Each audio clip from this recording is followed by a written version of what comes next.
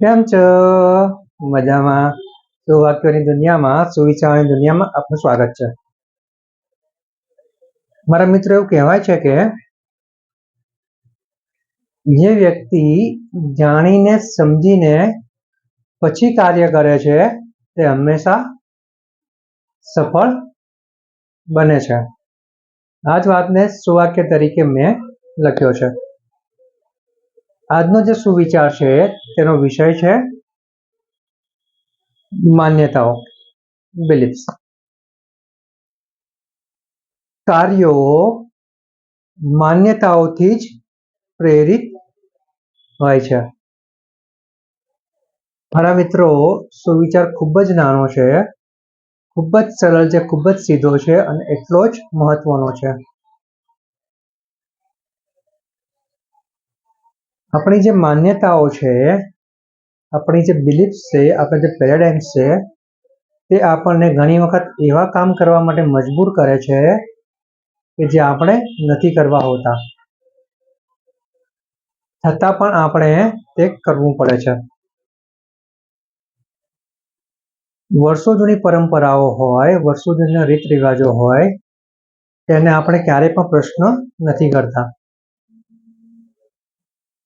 પ્રશ્ન કરવો એનો મતલબ એવું નથી કે તે નહીં કરવું, પરંતુ આપણે તે કેમ કરીએ છીએ તે જાણવું તો આપણે જરૂરી જ છે.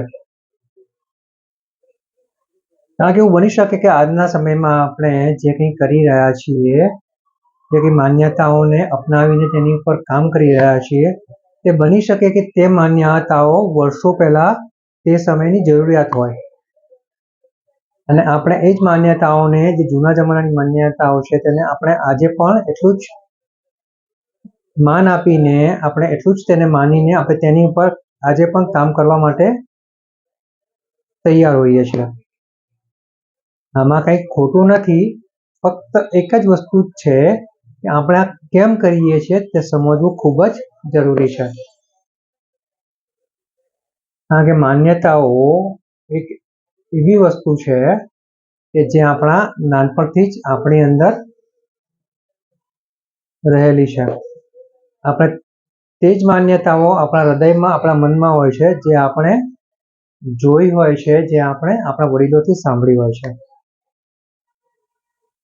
પણ હવે સમય એવો લાગે છે કે આપણે જે કંઈ પણ માનીએ છીએ, આપણા પેરાડાઇમ્સ છે, આપણા જે બિલીફ છે, તેને પણ એકવાર સવાલ કરવું જરૂરી છે.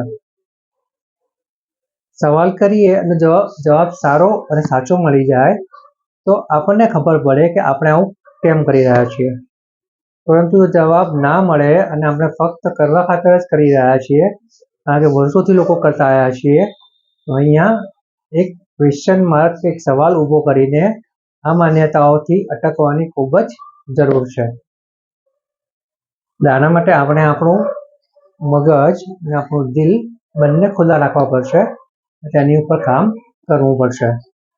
એવું નથી કે દરેક માન્યતાઓ ખોટી જ હોય છે, ખરાબ જ હોય છે, પરંતુ આપણો એટલો તો હક છે, આપણી એટલી તો ફરજ છે કે આપણા માન્યતાઓને કેમ માનીએ છીએ અને માન્યતાઓ ઉપર આપણે કામ કેમ કરીએ છીએ એ તો આપણે સમજવું જ રહ્યું.